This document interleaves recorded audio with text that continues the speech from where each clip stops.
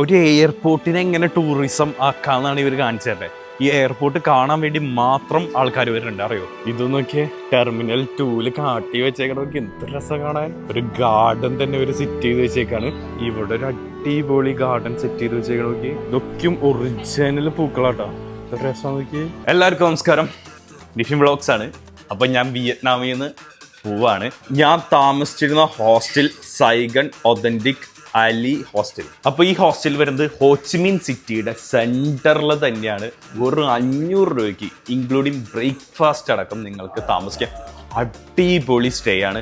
ഞാൻ ഈ യാത്രകളിൽ കുറേ ഹോസ്റ്റലിൽ താമസിച്ചു, പക്ഷേ 3 ഹോസ്റ്റലിൽ ഞാൻ റെക്കമെൻഡ് ചെയ്യുള്ളൂ. ഒന്ന് മലേഷ്യയിലെ ബുക്കിംഗ് ബിന്താനിലെ ട്രാവൽ ലോഞ്ച്, രണ്ടാമത് ലാവോസിലെ വാങ്വിയാങ്ങിലെ സബായ് ഹോസ്റ്റൽ, മൂന്നാമത് വിയറ്റ്നാമിലെ ഹോച്ചിമിൻ സിറ്റിയിലെ സൈഗൺ ഹോസ്റ്റൽ. ഇവിടെ നിങ്ങളൊന്ന് താമസിച്ചോളൂ. 200% ഞാൻ പറയാം, അടിപൊളിയാണ്. നിങ്ങൾക്ക് കുറേ പേരെ പരിചയപ്പെടാൻ പറ്റും, കുറെ നാഷണാലിറ്റീസ്, അവരുടെ കൾച്ചർ, യാത്ര എന്താന്ന് മനസ്സിലാവും. ഇതാണ് നമ്മുടെ സൈഗൺ ഹോസ്റ്റലിലെ സ്റ്റാഫുകളെല്ലാം. കണ്ട, ഇവിടെ ഫുൾ എന്താ പറയാ, ഫുൾ പോസിറ്റീവാണ്. എല്ലാവരും എപ്പോഴും ചിരിച്ചുകൊണ്ടിരിക്കുള്ളൂ. അപ്പൊ എല്ലാവരും ഇവിടെ വന്നോളൂ, ഞാൻ 100% സജസ്റ്റ് ചെയ്യാണ്. അപ്പൊ നമ്മുടെ ഗ്രാബ് വന്നിട്ടുണ്ട്. Okay, thank you very much. Okay, അപ്പൊ അതേ നമുക്ക് ഇറങ്ങാം. അങ്ങനെ വിയറ്റ്നാമിലെ ഹോച്ചിമിൻ നിന്ന് നമ്മൾ ഇറങ്ങാണ്. ഇതാണ് ഗ്രാബിന്റെ ആള്. Thank you.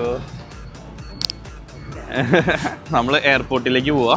ഇതാണ് കേട്ടോ നമ്മുടെ ഹോസ്റ്റൽ വരുന്നത്. എല്ലാവരും ഒന്ന് താമസിച്ചോളൂ. കാരണം പെയ്ഡ് പ്രൊമോഷൻസ് ഒന്നല്ല, എൻ്റെ എക്സ്പീരിയൻസ് ഞാൻ പറയുന്നത്. അവിടെ താമസിച്ച ഉപകാരം എന്ന് പറഞ്ഞാൽ വാക്കിംഗ് സ്ട്രീറ്റ്, പിന്നെ സിറ്റി ഏരിയ എല്ലാം എടുത്താണ്. അതൊക്കെ നിങ്ങൾക്ക് എക്സ്പ്ലോർ ചെയ്യാൻ പറ്റും. വാക്കബിൾ ഡിസ്റ്റൻസ് ഉള്ളൂ.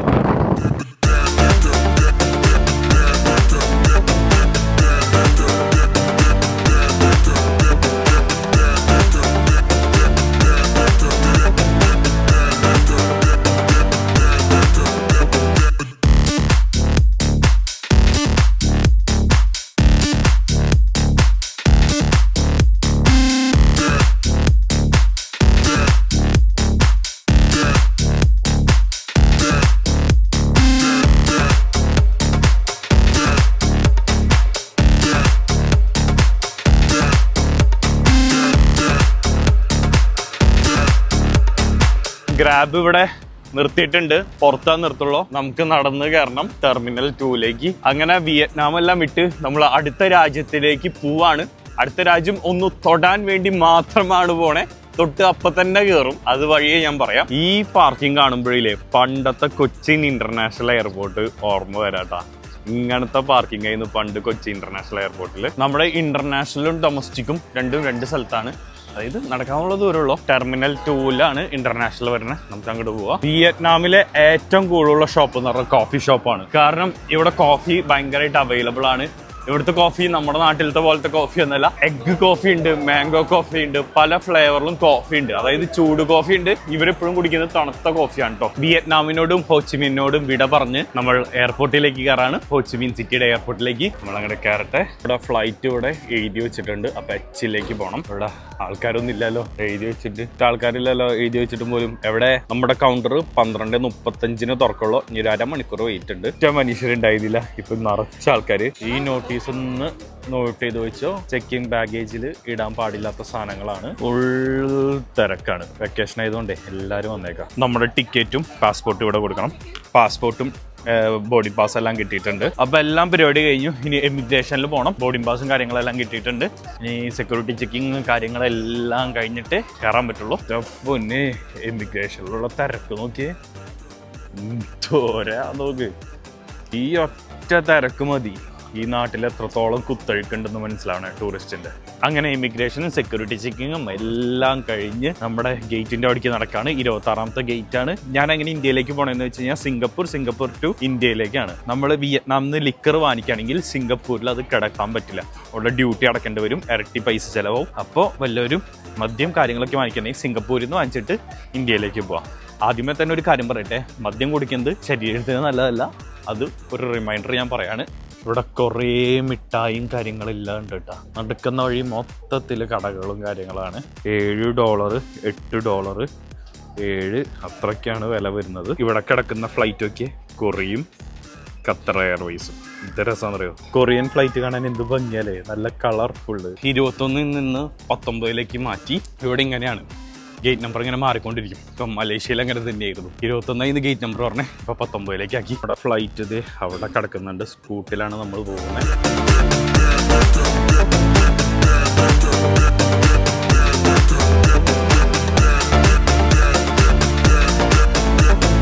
നമ്മുടെ ഗേറ്റ് ഓപ്പൺ ചെയ്തിട്ടുണ്ട്, എല്ലാവരും കയറാണ്.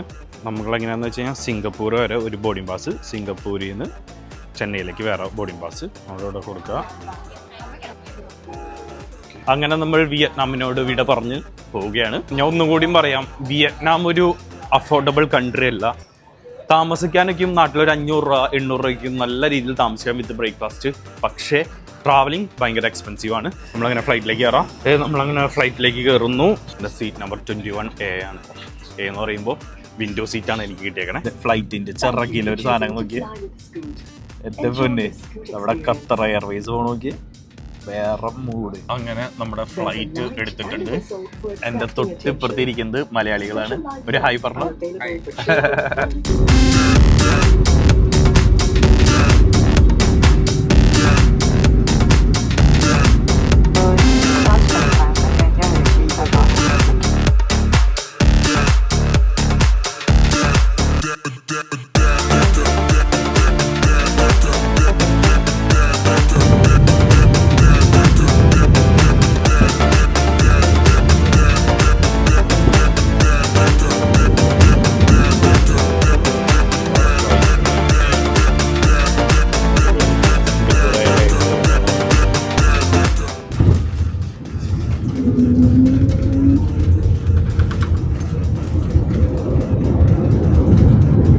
ലാൻഡ് ചെയ്തു.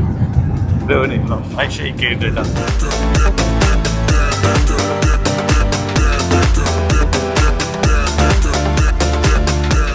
നമ്മൾ സിംഗപ്പൂർ ലാൻഡ് ആയിക്കാണ്.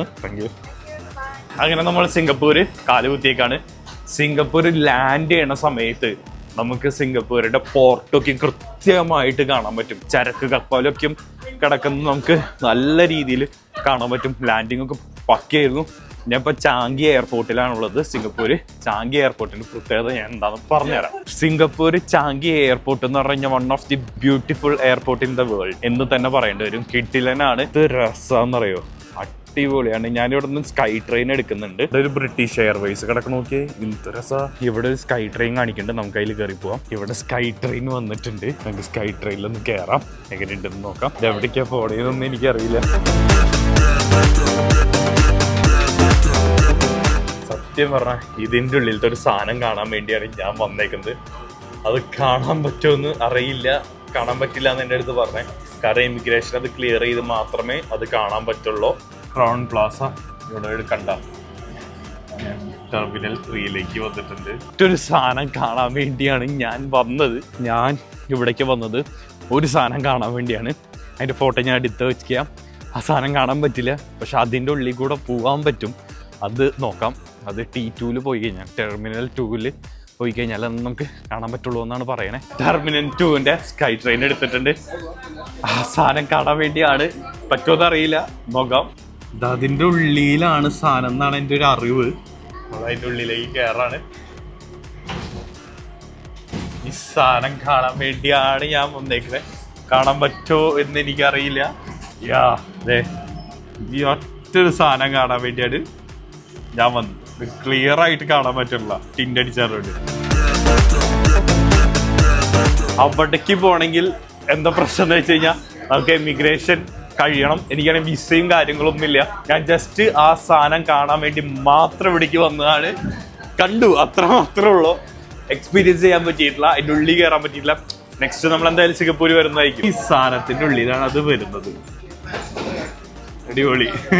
ഞാനിപ്പോ ഇവിടെ തന്നെ നിൽക്കാം, വേറെ ഒന്നുമില്ല. തിരിച്ചു പോകുമ്പോ അത് കാണാനുള്ള പ്ലാനിലാണ് ഞാൻ ഇവിടെ തന്നെ നിൽക്കണേ. ഫുള്ളും ചെടി വെച്ച് പിടിപ്പിച്ചേക്കാണ്. എന്ത് ഡ്രസ്സാന്ന് പറയും. ഇതിൻ്റെ ഉള്ളിൽ എന്തായാലും ഒരു ദിവസം ഞാൻ കയറിയിരിക്കും. എന്ത് ഭംഗിയാന്ന് പറയുന്നത് കാണാൻ വേണ്ടി. ഇതിൻ്റെ ഉള്ളിൽ എങ്ങനെയായിരിക്കും ഗംഭീരമായിരിക്കും കാണാൻ വേണ്ടി. ഒരു എയർപോർട്ടിനെ എങ്ങനെ ടൂറിസം ആക്കാന്നാണ് ഇവർ കാണിച്ചു തരുന്നത്. ഈ എയർപോർട്ട് കാണാൻ വേണ്ടി മാത്രം ആൾക്കാർ വരുന്നുണ്ട്, അറിയോ? ഇത് നോക്കിയേ, ടെർമിനൽ 2 കാട്ടി വെച്ചേക്കണോക്കി എന്ത് രസം കാണാൻ. ഒരു ഗാർഡൻ തന്നെ ഒരു സെറ്റ് ചെയ്ത് വെച്ചേക്കാണ്. ഇവിടെ ഒരു അടിപൊളി ഗാർഡൻ സെറ്റ് ചെയ്ത് വെച്ചേക്കണോക്കി. ഇതൊക്കെയും ഒറിജിനൽ പൂക്കളാട്ടോ. എത്ര രസം നോക്കി. നമുക്ക് ഇവിടെ ചവിട്ടി ഇവിടെ ഈ അക്വേറിയം കാര്യങ്ങളെല്ലാം കാണാം. രസത്തിലാണ് ചെയ്ത് വെച്ചേക്കണേ. നമുക്ക് 5 മണിക്കൂറിന് മുകളിൽ ലേ ഓവർ ഉണ്ടെങ്കിൽ ഇവിടെ എയർപോർട്ട് ടൂർ കാര്യങ്ങളൊക്കെ ഉണ്ട്. എനിക്ക് കൃത്യമായിട്ട് അറിയില്ല, വല്ലവർക്ക് അറിയണ്ടെങ്കിൽ ഒന്ന് കമന്റ് ചെയ്യും. അതെല്ലാം കണ്ടു, എന്താ ജസ്റ്റ് ഒന്ന് കണ്ടു എന്ന് മാത്രമല്ല, അതിൽ കൂടുതലൊന്നുമില്ല. സിംഗപ്പൂരൊന്നും തൊട്ടു എന്ന് പറയാം. ഇനി നമ്മൾ നേരെ ചെന്നൈയിലേക്ക് പോവാണ്. എനിക്കാണെങ്കിൽ പനി പിടിക്കണ്ടോ എന്നൊരു സംശയമുണ്ട്. ചെറുതായിട്ടൊരു മേത്ത് ചൂടൊക്കെ ഉണ്ട്. കാരണം 22 ഡേയ്സ് കണ്ടിന്യൂസ് അഡ്വഞ്ചർ ട്രിപ്പായിരുന്നില്ലേ. ഉറക്കം എല്ലാം ഇതായിട്ടുണ്ട്. അപ്പോൾ ക്ലൈമറ്റ് മാറേണ്ട പ്രശ്നം കാര്യങ്ങളെല്ലാം ഉണ്ട്. നമ്മൾ ഫ്ലൈറ്റ് കയറി ചെന്നൈയിലേക്ക്. ഇത് വലിയ ഫ്ലൈറ്റാണ്. നമ്മൾ ശ്രീലങ്കയിൽ നിന്ന് മലേഷ്യ പോയില്ലേ, അതുപോലത്തെ ഫ്ലൈറ്റാണ്. 3 കട്ടയാണ്. അപ്പോൾ നമുക്ക് ചെന്നൈയിൽ വെച്ചിട്ട് കാണാം. ഒന്നാമത്തെ തന്നെ വൈകിയാണ്. ഞാൻ പാരസെറ്റമോൾ ഗുളിക അവിടെ നിന്ന് വാങ്ങിച്ചിട്ട് ഒന്ന് ഉറങ്ങണം. 4 മണിക്കൂറാണ് യാത്ര. അപ്പോൾ ചെന്നൈയിൽ വെച്ചിട്ട് കാണാം. അങ്ങനെ അവസാനം ചെന്നൈയിലെത്തി ബാഗേജ് വെയിറ്റ് ചെയ്തുകൊണ്ടിരിക്കുക. എനിക്കാണെങ്കിൽ വലിയ പഞ്ചാകെ ഞാൻ ശരിക്കും പറഞ്ഞാൽ ഈ 4 മണിക്കൂർ യാത്ര പിണ്ടിയായി. ഈ പറ്റാത്ത അവസ്ഥ. ഉറങ്ങാനും പറ്റുള്ള ഈ എയർപോർട്ടിൽ കിടന്ന് ഉറങ്ങണം. നാളെ ട്രെയിൻ പിടിക്കണം, നാട്ടിലെത്തണം. ബാഗ് വന്നുകൊണ്ടിരിക്കുകയാണ്. ഒരു ബാക്ക് പാക്ക് നീല, ഒരു 90 ലിറ്ററിൻ്റെ ബാക്ക് പാക്ക്. എപ്പത്തും എത്തിപ്പോയി.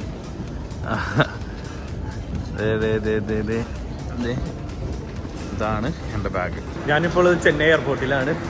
നിങ്ങൾ കണ്ടല്ലോ 12 മണിക്ക് വന്നതാണ്. 6:30 പിറ്റേ ദിവസം. ഞാൻ ഒരു കാര്യം പറയട്ടെ, നമുക്ക് ഈ യാത്രയിലില്ലേ നമ്മൾ കുറേ പെട്ടുപോകുന്ന സാഹചര്യം ഉണ്ട്. ഇന്നലെ കിടക്കാനൊരു ഏരിയ ഉണ്ടായിരുന്നില്ല.